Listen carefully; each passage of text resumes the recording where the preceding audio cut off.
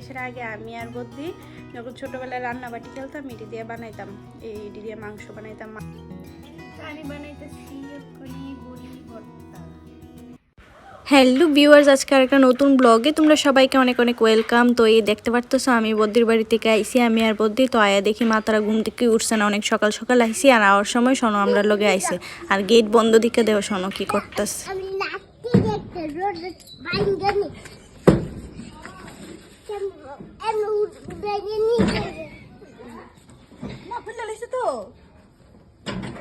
Oh my God! Algi dia খুলে লাগছে, algi dia খুলে লাগছে তো যে ও মামু কেনে এমনি নিচে দিক দিয়ে algi। তো দেখলেই তো শোনো কিভাবে গেটটা খুললো, দেখছো কত সাহস, কেমনে খুললালা, সব কিছু পারে। তো যাই হোক, এখানে আমি ছইয়ের বিচি নিয়ে বইয়ে গেছি, কারণ হয়েছে এই ছইয়ের বিচিটি আমি ভিজে গেছিলাম বোনের বাড়িতে যেদিন গেছি ওই দিন, বাট রান্না করা হয়েছে না, মাও আর দেখি রান্না করছে না, আমি বাড়িতে নাই দীক্ষা। তো আজকে ভাবলাম এটি রান্না করুম, তো আমার দিয়ে এটি বয়ে দিছে কইটি ছুল্লা টুল্লা রেডি করতাম। তো আমি এদিকে ছুল্লা রেডি করতেছি, আর এটি করতে আমার বেশ ভালোই লাগে, বয়ে বয়ে সময়টাও পাস হয়। বাট আগের দিন রাত্রে যদি করে রাখতো তাহলে একটু তাড়াতাড়ি হইতো। এখন প্রায় 10টা-11টা বাজে গেছে গা। তো ভাবলাম আজকে রান্না করি, এই শুটকি দিয়ে রান্না করুম, লোটে লোটে শুটকি দেয়া কি কয় জানি না, বাট আমরা লোটে শুটকি।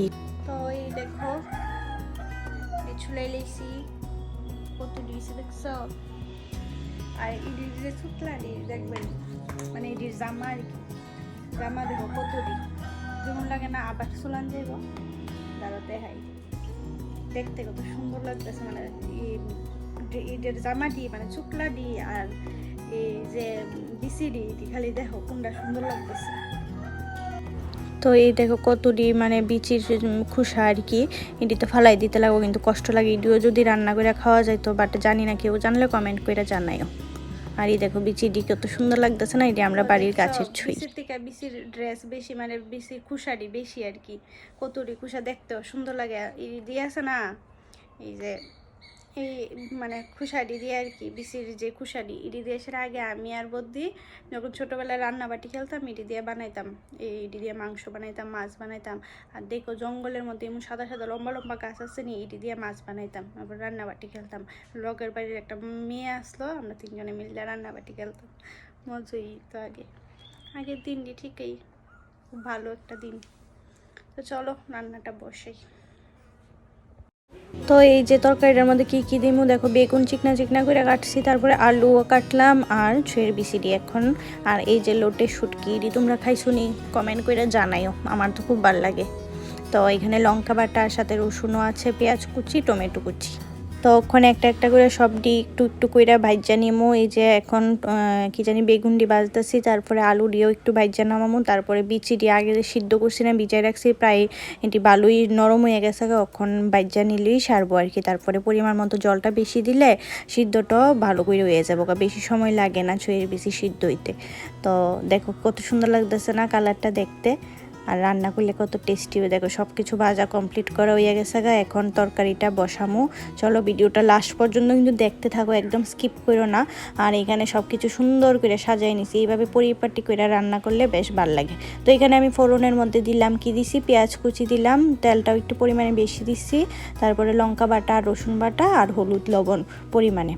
তারপরে দেখো একটা ভালো করে খুব সুন্দর করে কষাইতে হইব, খুব ভালো করে কষায় তারপরে জল দিয়ে দিব। আর এখনও কিন্তু আমি বেগুন দিয়েও দিছি না, আর শুটকিটাও দিছি না, শুটকিটা ভাজ্যা কিন্তু রাখছি, পরে দিব। কালারটা কত সুন্দর দেখছো, আমি রান্নলে এমন কালার আইয়া দরকার।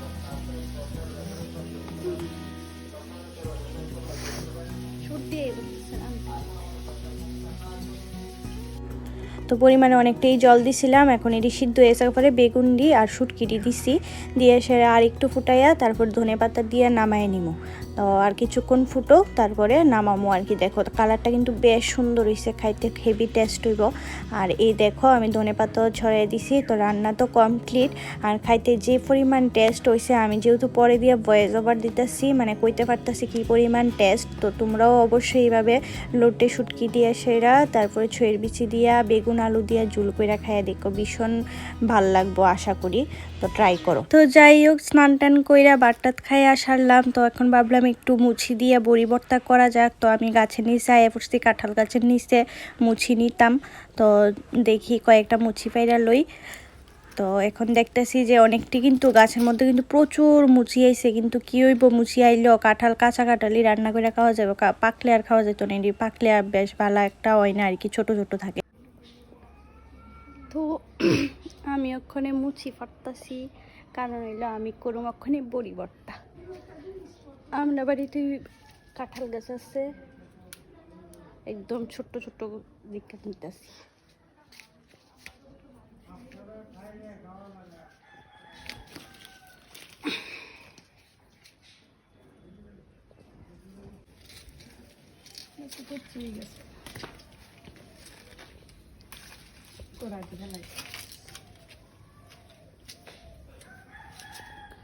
তো আমি ফাটতাম লইছিলাম ছোট্ট ছোট্ট দেখা, কিন্তু আমারটি বলে ওইতো নাই, বলে আরো তিতা লাগবো, এটাকে একটু বড় বড় দেখা লইতেছে।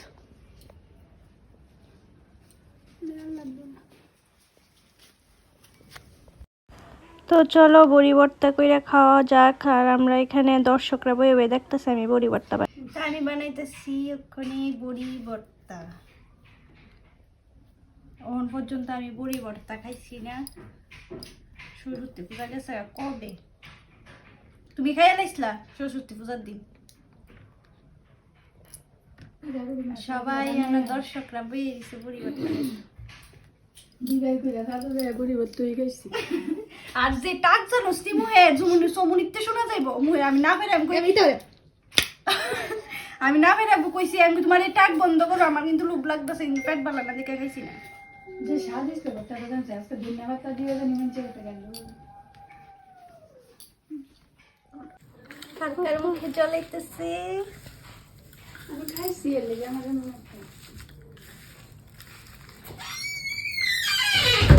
আমার তো জুলাই মুখের ভিতরে জুলাই বসে দেখলে লুলাই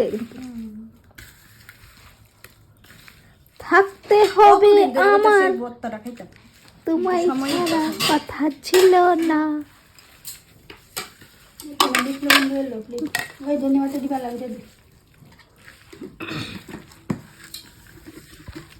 আমরা দেখতেছি মানে সাদো, কারণ গরো দেখতেছি যে বইয়া ঠিক ভর্তাটার লগে মানাইতেছে না। থাকতে হবে আমায় কথা ছিল না, কথা ছিল না না। তুই ভর্তা দেখাবি আজকে? না দেখছো না ভর্তা কালারটা কত সুন্দর হইবে, দেখবি ভাত কত সুন্দর তেলা তেলা ডুব গেলতে গেলতে পেট বেরোতেছে।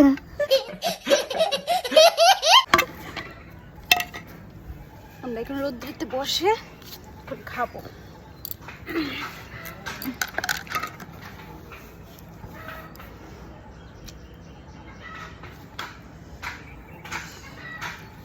খায়া কইস কেমন হইছে? কিন্তু আমার জ্বর আইছে